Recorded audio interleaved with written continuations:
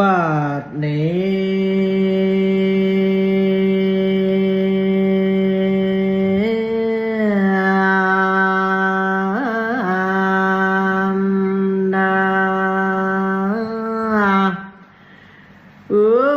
เหลียวเบิ่งเมียเนื้อเขานั้นคืออวบอันใส่สายเดียว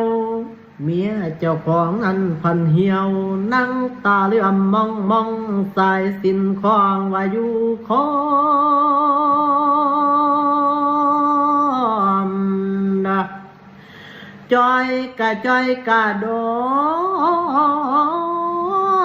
จอยกะจอยกะดอย้อนเราบ่มีแห้งมีแต่แนวสำเนียงเธอกินแห้งกะเตลมเธอกินยางโอ้